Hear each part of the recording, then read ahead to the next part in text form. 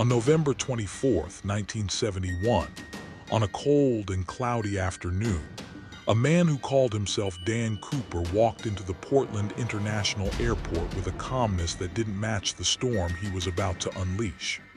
He was dressed neatly, a black suit, a narrow tie, polished shoes, and dark sunglasses that hid his eyes, and perhaps his intentions. He purchased a one-way ticket, paid in cash, and quietly boarded Flight 305 to Seattle. Nothing about him looked dangerous. Nothing about him felt strange. And yet, every person on that aircraft would soon remember his face for the rest of their lives. As the plane ascended, Cooper ordered a bourbon and soda, sipping it casually as if he were a businessman returning from a long day. But under his calm surface, a plan was unfolding, one that would turn him into a legend. Minutes after takeoff, he handed a folded note to flight attendant Florence Schaffner. She thought it was a phone number, so she tucked it into her pocket without looking. Cooper leaned closer and whispered 7 chilling words. "Miss, you better look at that note." Inside, written in perfectly steady handwriting, were the words, "I have a bomb." From that moment on, reality shifted. The ordinary flight became a silent battlefield. Passengers chatted unaware while the crew tried to remain calm. Cooper opened his briefcase just enough for Florence to see what looked unmistakably like sticks of dynamite and electrical wires. He wasn't nervous, he wasn't sweating. He was in complete control. He made his demands with the composure of someone ordering dinner. $200,000 in cash, 4 parachutes, a fuel truck ready in Seattle, no tricks. The hijacking had begun, but no one could imagine how it would end. As the plane circled above Seattle, the FBI rushed to gather the money. They brought stacks of $20 bills, recorded each serial number, and delivered 4 parachutes, exactly as requested. Everything was done with the fear that any mistake could trigger an explosive disaster midair. Inside the cabin, Cooper kept his voice low. He never yelled, never threatened, never harmed a single person. The passengers remained unaware long enough for the crew to quietly prepare them for landing. When the plane finally touched down, every window inside the cabin glowed with flashing red police lights. But Cooper stayed calm. He allowed all passengers to leave. He allowed food to be brought aboard for the crew, but he did not allow any law enforcement officer to step inside, not even for a second. When the money and parachutes were finally delivered, Cooper examined them carefully. He nodded once, satisfied. Then he issued his final orders. "We take off again, we fly low, we head south toward Mexico." The crew tried to explain the limits of the aircraft, but Cooper already knew its capabilities better than they did. He instructed the pilots to keep the rear stairway unlocked and to maintain a slow, steady speed. Outside, rain hammered the runway. The wind grew stronger. Storm clouds gathered over the Pacific Northwest. Still, Cooper showed no fear. When the engines roared back to life and the aircraft rose again into the night, it carried only 5 souls: the 2 pilots, a flight engineer, a flight attendant, and the man whose name would echo through history. The lights inside the plane flickered, the cabin went dark, the storm swallowed them whole.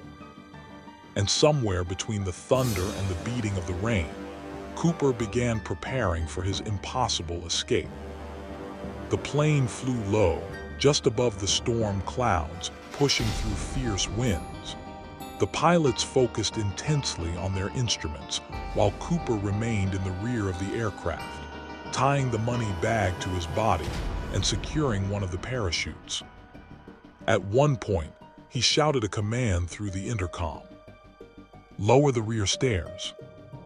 The pilots obeyed, though they knew no one had ever jumped from a Boeing 727 in mid-flight at night during a storm carrying a bag of cash. It was suicide. But Cooper didn't hesitate. He asked for a specific heading. He checked his altimeter. He remained precise, calculated, and oddly fearless. Flight attendant Tina Mucklow later recalled something strange. Cooper seemed grateful. He even offered her the ransom money as a tip, which she declined. Before she walked back to the cockpit, he said, "Thank you for your help." Those were the last words anyone would ever hear from him. At approximately 8:13 p.m., the pilots felt a sudden jolt, the kind of movement caused by a shift in weight. An indicator light confirmed it. The rear stairs were open. The cold air rushed in. The storm screamed into the aircraft. And D.B. Cooper stepped into the darkness and vanished. No one saw him fall. No one saw where he landed. The world below was a wilderness of mountains, forests, and freezing rivers. The night was merciless. But somewhere in that black abyss, a man was free-falling with $200,000 strapped to his body, carried by belief in a plan only he understood. Once the plane landed safely, a massive FBI search began. Agents, soldiers, helicopters, and tracking dogs poured into the forests of Washington state. They searched mountains, riverbanks, frozen fields, everywhere Cooper could have landed. But the man left behind no footprints, no torn parachute, no body, nothing. It was as if the sky had swallowed him whole. In the years that followed, thousands of suspects were investigated. Soldiers, paratroopers, pilots, convicts, even ordinary men with suspicious pasts. Yet none could ever be proven to be the D.B. Cooper.